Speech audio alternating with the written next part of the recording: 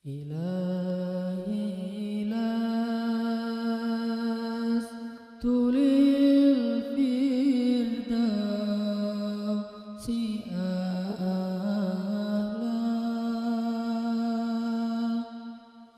ولا أقوى على النار الجحيم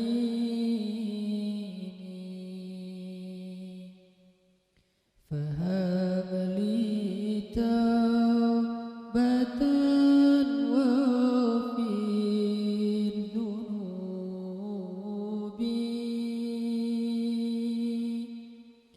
فإنك غافر الذنب العظيم.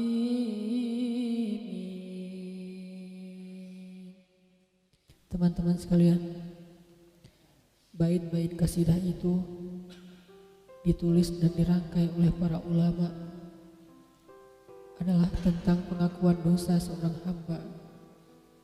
Ketika seorang hamba berada di puncak penyesalan dan merasa tahu diri bahwa dia adalah seorang hamba yang kotor, sehingga dia mengatakan, Ilahi lastu lil firdausi ahla.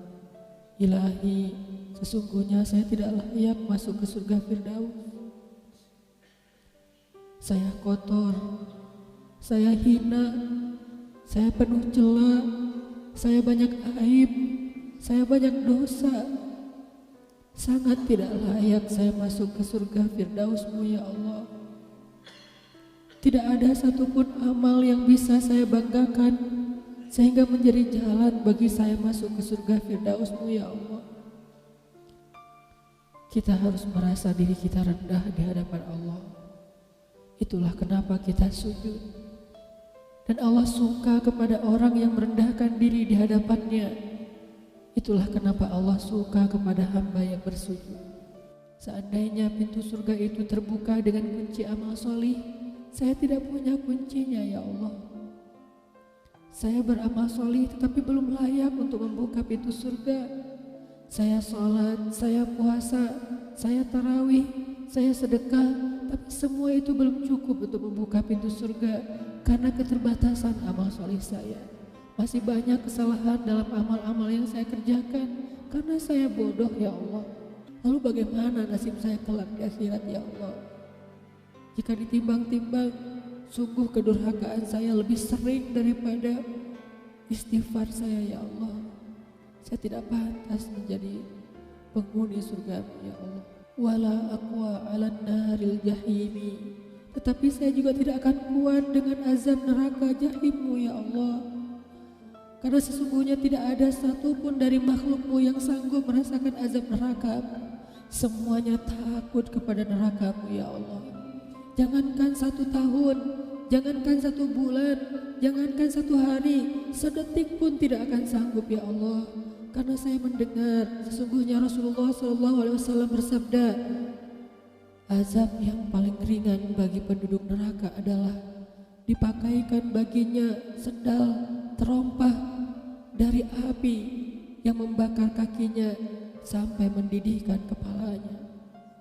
Itulah azab yang paling ringan di neraka untuk orang yang paling ringan berbuat dosa. Bagaimana dengan saya ya Allah? Dosa saya banyak, saya pernah durhaka kepada ibu bapak saya. Itu saja sudah cukup bagi saya mendapatkan azab yang lebih besar di neraka, dan saya tidak sanggup ya Allah. Saya pernah durhaka kepada ibu saya marahi ibu saya karena satu kesalahan. Padahal saya lebih sering berbuat salah dibandingkan ibu saya. Tapi ibu memaafkan saya. Ketika di waktu kecil saya memecahkan barang-barang ibu saya memungut barang-barang itu sambil tersenyum, membelai kepala saya, mengatakan nasihat-nasihat yang baik. Sama sekali ibu saya tidak marah kepada saya saat itu. Tapi ketika telah dewasa, tidak sengaja ibu saya yang sudah tua renta kadang memecahkan barang saya, merugikan sedikit saja dari harta saya marah seperti setan ya Allah. Saya bentak ibu saya ya Allah, bahkan kadang membuat ibu saya terluka, kaget, takut. Pantaskah seorang ibu merasa takut terhadap anak yang dia kandung 9 bulan, yang dia lahirkan dengan taruhan nyawa, yang dia susui dengan darah dagingnya, yang dia didik, dia jaga, yang dia berjaga di malam hari tidak tertidur demi untuk menjaga anaknya dari seekor gigitan nyamuk? Pantaskah ibu merasa takut terhadap anaknya sendiri? Cukup satu dosa besar saja durhaka kepada ibu membuat saya pantas masuk api neraka. Belum lagi dosa saya kepada ayah. Ketika saya berdebat habis-habisan di hadapan ayah saya, hanya ketika ayah saya menasihati saya dengan satu nasihat sederhana, saya debat ia, seolah-olah wawasan saya lebih banyak, ilmu saya lebih banyak, pergaulan saya lebih luas, pendidikan saya lebih tinggi. Padahal semua itu saya dapatkan hasil dari perjuangan dan pengorbanannya. Ketika keduanya sudah menjadi tua dan lemah, kadang keduanya rindu kepada saya, ya Allah. Mereka memberi kami pesan, ya Allah. Mereka bertanya, bagaimana kabarmu anakku? Tapi kami tidak peka. Hati kami tertutup dengan ego dan sombong. Kami tidak bisa membaca teks itu dari perasaan mereka. Kami hanya membaca teks mereka dan tidak segera membalasnya. Kami anggap teks dari orang tua kami tidak penting, masih bisa ditunda untuk dijawab nanti sore. Padahal mereka sedang kangen, sedang rindu kepada kami, ya Allah. Mereka tidak mengatakan kami rindu kepadamu wahai anakku, karena mereka tahu kalimat itu akan mengganggu kami. Kalimat itu akan menjadikan hari kami tidak lagi mudah. Kalimat itu akan merusak konsentrasi kami dalam bekerja. Kalimat itu akan menghalangi banyak urusan kami, sehingga mereka menahan diri. Mereka hanya bertanya, apa kabar kami? Lalu kapan kami berbakti kepada mereka, ya Allah? Sampai seusia ini kami masih merepotkan mereka, ya Allah. Kapan kami akan berbakti kepada mereka? Rasanya kami lupa. Entah kapan kami pernah memijat kaki mereka setelah mereka seharian bekerja. Entah kapan kami pernah memberikan minuman hangat untuk mereka. Kami durhaka kepada orang tua kami, ya Allah. Bahkan setelah mereka wafat, kami lupa mendoakan mereka di dalam sholat kami. Harusnya kami disiksa di api neraka, tetapi kami tidak kuat, ya Allah. Belum lagi durhaka, kedurhakaan kami yang lain, dosa-dosa besar kami yang lain. Kami pernah bermaksiat kepadamu diam-diam, ya Allah. Kami pernah berbuat dosa diam-diam, dan padahal kami tahu itu dosa besar. Tapi kami tidak peduli, kami tidak takut kepadamu. Seolah-olah ancamanmu itu hanyalah mitos, seolah-olah ancamanmu itu hanyalah fiktif, seolah-olah apa yang kau firmankan di dalam Al-Quran itu tidak benar-benar ada.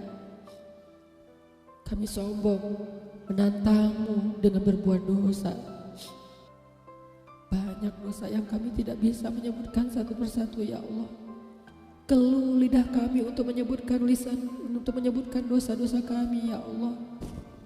Malu untuk menyebutkan dosa-dosa kami, ya Allah. Tidak ada yang bisa kami harapkan darimu selain Engkau terima taubat kami, ya Allah. Fahabli taubatan, beri kami taubat yang nasuha, ya Allah. Terima taubat kami, ya Allah. Kami belum berani meminta surgamu, kami juga tidak akan kuat dengan nerakamu. Kami meminta terimalah taubat kami, penyesalan kami, janji kami untuk kembali kepadamu, memperbaiki diri. Teman-teman sekalian, mari kita baca bait itu dengan penyesalan. Kita baca bait itu seolah-olah kita sedang curhat kepada Allah Subhanahu wa Ta'ala. Ilahi las Firdausi ahla wala aqwa ala nari jahimi fahabli